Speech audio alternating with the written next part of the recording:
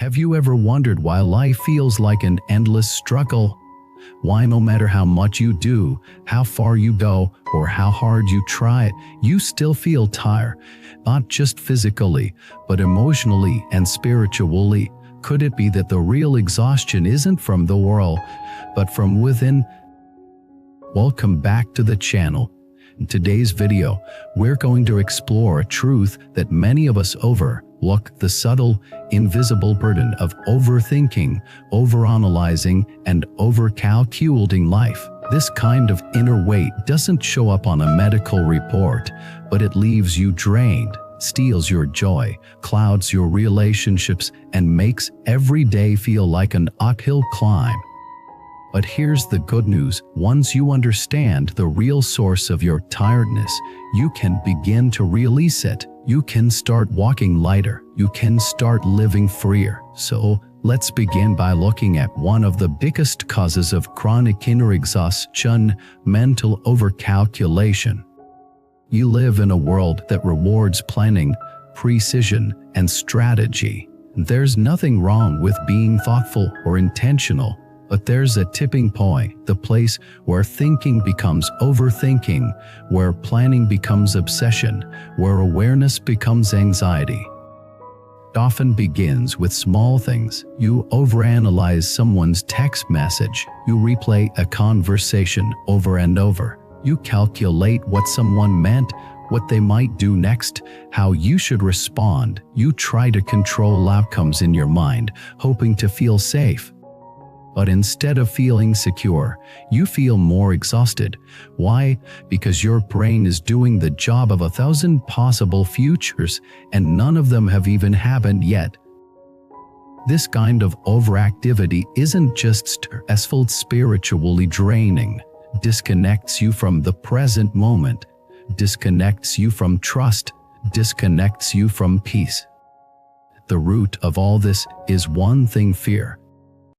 Fear that if you don't think it all through, something bad will happen. Fear that if you don't anticipate every move, you'll be caught off guard. Fear that if you don't stay mentally on, you'll lose control.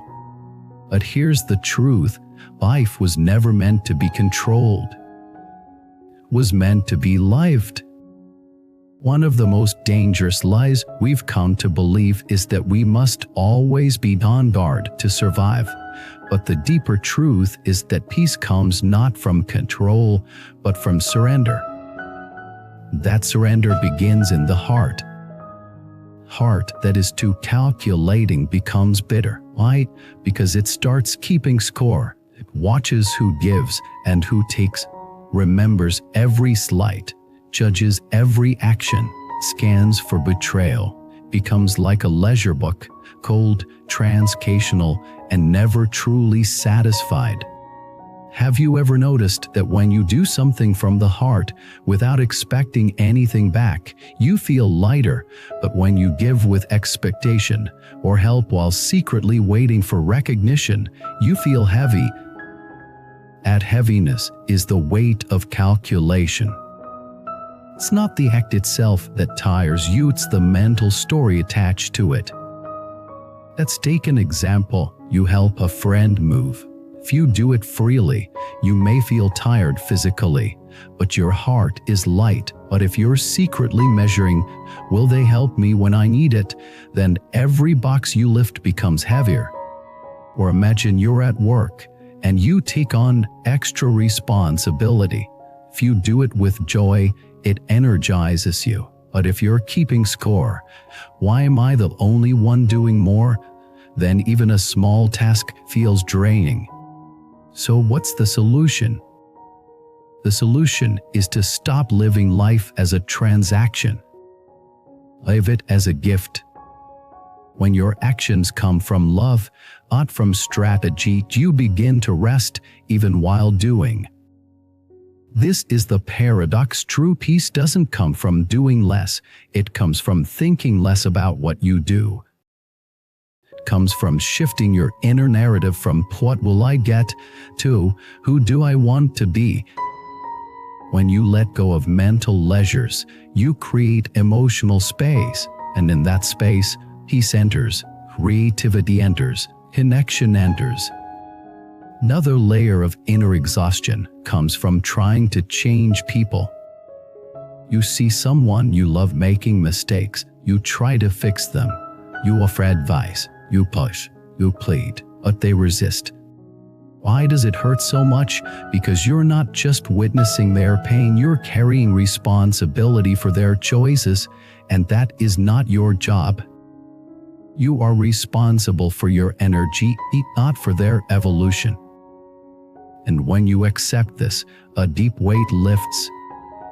You can love without controlling, support without rescuing, be present without being drained. Sometimes the most loving thing you can say is, "I trust your path, even if I don't understand it." This doesn't mean becoming passive, means becoming wise, means choosing your peace over endless battles.